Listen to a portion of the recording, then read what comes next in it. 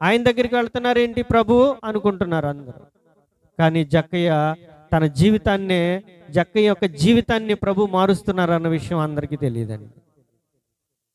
ఈరోజు నిన్ను కఠినుడు అనుకోవచ్చు, నిన్ను దుర్మార్గుడు అనుకోవచ్చు, నిన్ను దొంగ అనుకోవచ్చు. కానీ ప్రభు నీ జీవితంలోకి వస్తే, ప్రభు నీ స్థితిలోనికి వస్తే, నీ కుటుంబంలోనికి వస్తే నీ జీవితంలో జయమే. అప్పటి వరకు జక్కయ్యను అనుకున్నారు దొంగ, దుర్మార్గుడు అనుకున్నారు. ఎప్పుడైతే ప్రభు అతని ఇంటికి వచ్చారో అతను ఒక కార్యం చేశాడండి. ఏం చేశాడు? అయ్యా ఇదిగో నా ఆస్తిలో సగం పేద ప్రజలకు ఇచ్చేస్తున్నాను. సగం ఏం చేశాడండి? మొట్టమొదటిగా సగాన్ని పేద ప్రజలకు ఇచ్చేశాడు.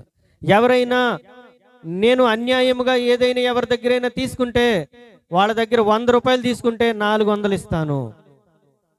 100 రూపాయలు తీసుకుంటే 400 ఇస్తాను.